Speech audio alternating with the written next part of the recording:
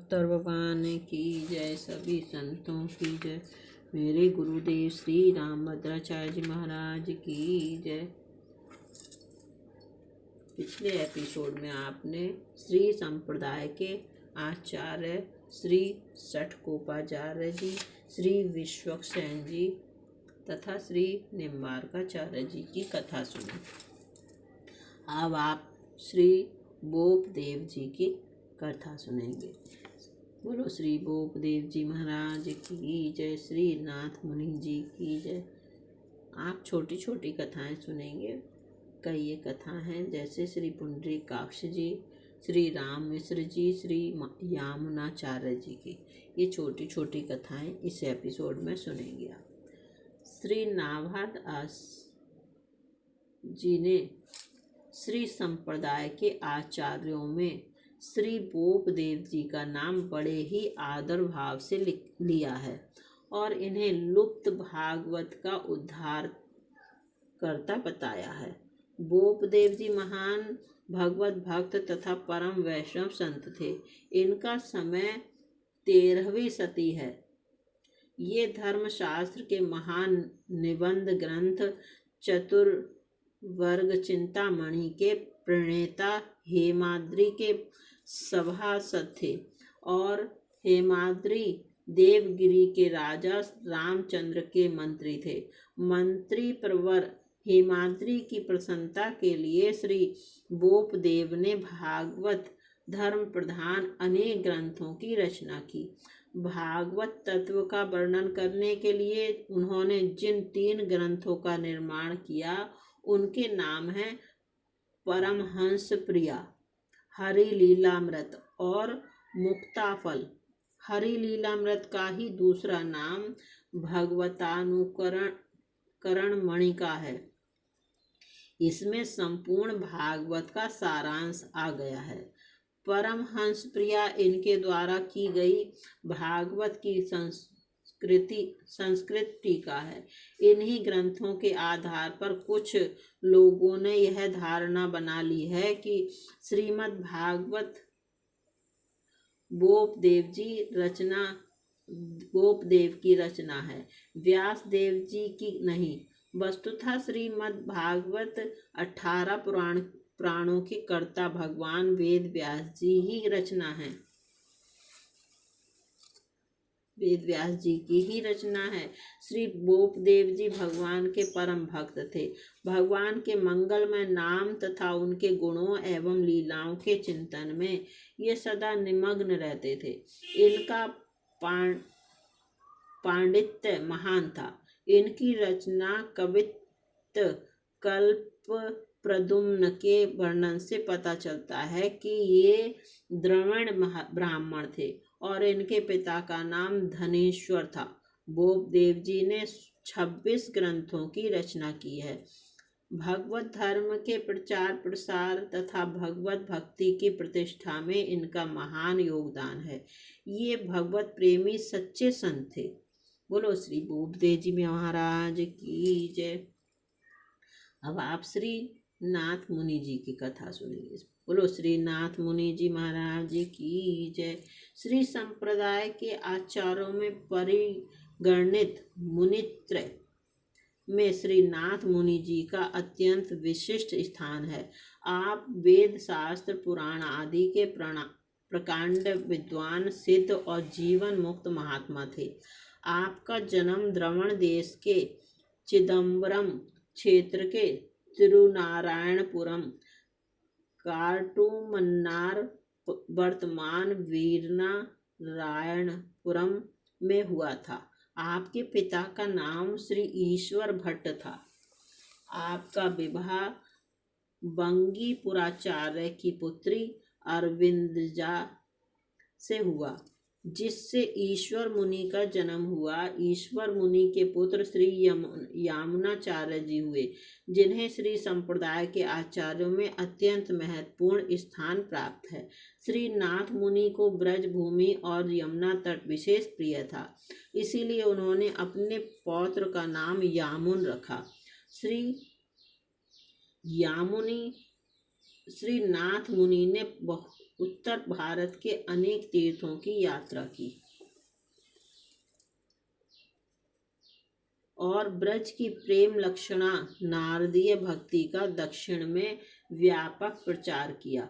आपने आलवारों के प्रबंधों की खोज के लिए भी अनेक यात्राएं की। आप सिद्ध योगी थे। समाधि अवस्था में आपको श्री षटकोपाचार्य जी का साक्षात्कार हुआ था और उनके कृपा प्रसाद से 4000 दिव्य प्रबंधों की आपको प्राप्ति हुई थी। समाधि अवस्था में ही आपने श्री षटकोप जी से वैष्णवी दीक्षा प्राप्त की और रहस्यार्थ सहित मंत्रों का ज्ञान प्राप्त किया। आपके ही प्रयत्नों से श्री रंगम में भगवान के मंदिर में आलवार भक्तों के पदों के संगीतमय गायन का प्रारंभ हुआ। बोलो श्री नाथ मुनि जी महाराज की जय। अब आप श्री पुंडरीकाक्ष जी की कथा सुनेंगे।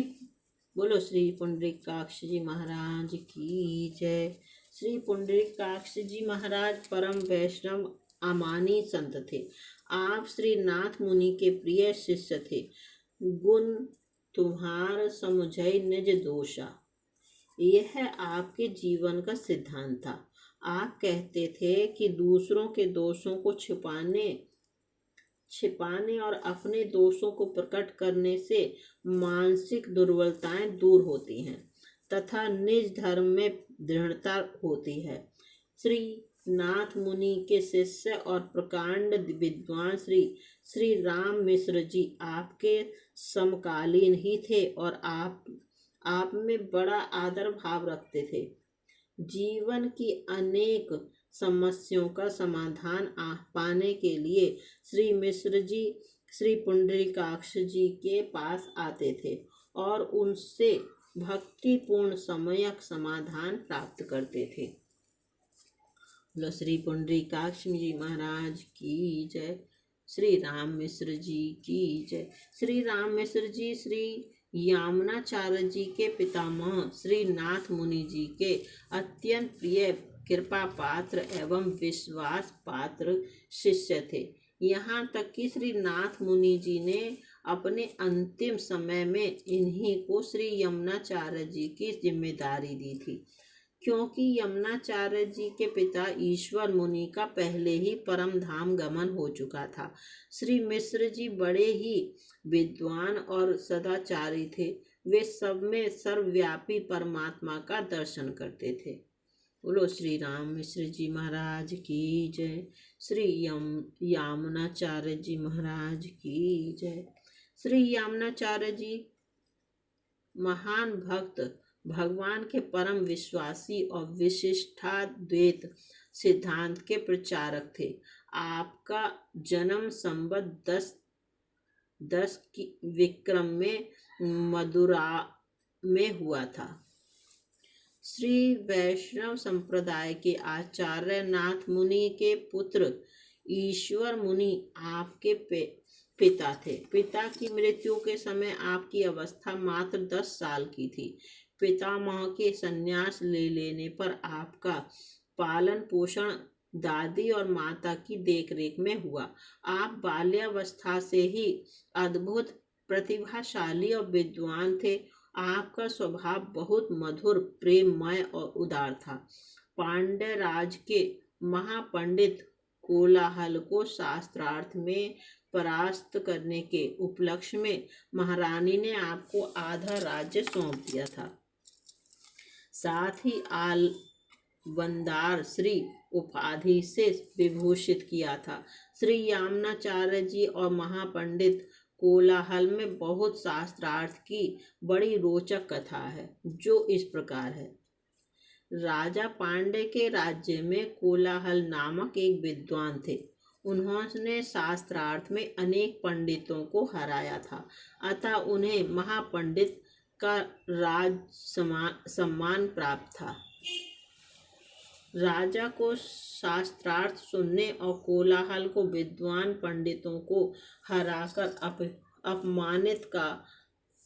अपमानित करने में विशेष आनंद आता था। इधर श्री यामुन मुनि की विद्वता की भी ख्याति फैल रही थी, जो राजा पांड्य के कानों तक पहुंची। उन्हें अपने महापंडित पर विश्वास था ही, अतः कौतूहल वसात उन्होंने श्री यमुना मुनि जी को कोलाहल से शास्त्रार्थ करने के लिए आमंत्रित किया और आने के लिए पालकी भेजी।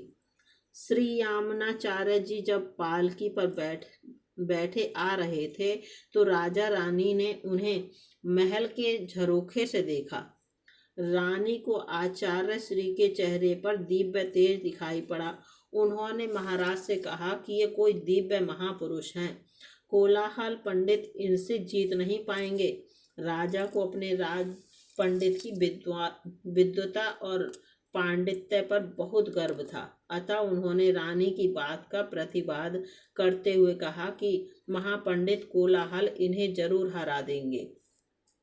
रानी ने अपनी बात पर जोर देते हुए कहा, महाराज, यदि कोलाहल पंडित इन्हें हरा देंगे तो मैं रानी के स्थान पर आपकी दासी बन जाऊंगी, और यदि ये महापुरुष विजयी हुए तो आपको इन्हें अपना आधा राज्य देना होगा। राजा ने शर्त स्वीकार कर ली। समय पर राजा पांड्य का दरबार लगा। दोनों पंडित आमने सामने अपने अपने आसन पर विराजमान हो गए।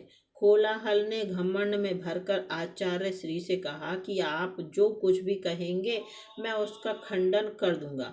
इस पर श्री यामुनाचार्य जी महाराज ने कहा कि मैं 3 बातें कह रहा हूँ, इनमें से यदि किसी एक का भी तुम खंडन कर दोगे तो मैं तुम्हारा शिष्य हो जाऊंगा। यह कहकर उन्होंने कोलाहल पंडित से निम्नलिखित 3 बातें कही। तुम्हारी माता काकवंध्या है। राजा पांड्य बड़े ही नीति निपुण और धर्मज्ञ हैं तथा रानी जी बड़ी ही पतिव्रता और साधु स्वभाव वाली हैं। इन चारों को सुनकर पंडित कोलाहल अवाक रह गए। उनकी समझ में ना आया कि इन बातों का खंडन कैसे करें, क्योंकि वे अपनी माता के एकमात्र पुत्र थे, अतः माता के काकबंधिया होने वाली बात सत्य ही थे। शेष 2 बातों के खंडन करने का अर्थ था राजा रानी पर दोष लगाना। यह भी उनके लिए संभव नहीं था, अतः उन्होंने मौन रहकर हार स्वीकार कर ली। यामुनाचार्य जब 35 साल के हुए तो अपने देहावसान काल में नाथ मुनि ने अपने शिष्य प्रवर राम मिश्र से कहा, ऐसा न हो कि यामुन राज कार्य में ही अपना अमूल्य समय बिता दे, विषय भोग में ही उनकी आयु बीत जाए। नाथ मुनि के देहावसान के बाद राम मिश्र यामुन को अब उनकी संपत्ति का अधिकार सौंपने के लिए ले जा रहे थे। रास्ते में श्री रंग के मंदिर में दर्शन के निमित्त आने पर यामुन के हृदय में सहसा भक्ति का स्तोत्र उमड़ आया। उनके हृदय में पूर्ण और अखंड वैराग का उदय हुआ। माया और राज्य भोग की प्रवृत्ति का नाश हो गया। उन्होंने शुद्ध हृदय से भगवान श्री रंग की स्तुति की। परम पुरुष मुझ अपवित्र, उद्दंड, निष्ठुर और निर्लज्ज को धिक्कार है, जो स्वेच्छाचारी होकर भी आपका पार्षद होने की इच्छा करता है। आपके पार्षद भाव को बड़े बड़े योगेश्वरों के अग्रगण्य तथा ब्रह्मा, शिव और सनकादि भी पाना तो दूर रहा, मन में सोच भी नहीं सकते। उन्होंने अत्यंत सादगी और विनम्रता से कहा कि आपके दास्य भाव में ही सुख का अनुभव करने वाले सज्जनों के घर में मुझे कीड़े की भी योनि मिले, पर दूसरों के घर में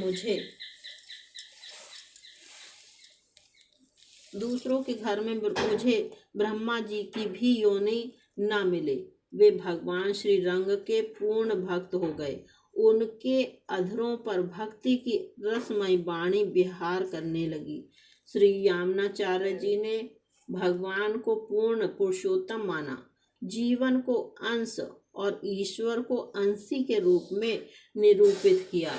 जीव और ईश्वर नित्य पृथक हैं। उन्होंने कहा कि जगत ब्रह्म का परिणाम है, ब्रह्म ही जगत के रूप में परिणित है। जगत ब्रह्म का शरीर है, ब्रह्म जगत की आत्मा है, आत्मा और शरीर अभिन्न है, इसलिए जगत ब्रह्मात्मक है।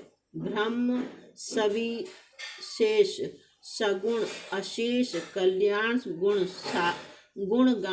गुणगण सागर, सर्वनियंता है। जीव स्वभाव से ही उनका दास है, भक्त है। भक्ति जीवन का स्वधर्म है, आत्मधर्म है। भक्ति शरणागति का पर्याय है। भगवान शरण है। यामनाचार्य श्री रामानुज के परम गुरु थे। स्तोत्र रतन, सिद्धि त्रय, आगमन प्रामाण्य और गीतार्थ संग्रह उनके ग्रंथ रत्न हैं। उनका आलंबदार स्तोत्र बड़ा ही मधुर है। यामनाचार्य ने आजीवन भगवान से अनन्य भक्ति का ही वरदान मांगा। उनके लिए भगवान ही परमाश्रय थे। उन्हीं के चरणों की शरण लेने में उन्हें बंधन मुक्ति दिख पड़ी। वे अपने समय के महान दार्शनिक, अनन्य भक्त और विचारक थे। यामनाचार्य ने महाप्रयाण काल में श्री रामानुजाचार्य को याद किया, परंतु उनके पहुंचने से पहले ही वे दिव्य धाम को पधार गए। उनकी 3 अंगुलियां उठी रह गईं। वे ही उनके मन में रही 3 कामनाएं थीं, जिनको श्री रामानुजाचार्य ने पूर्ण किया।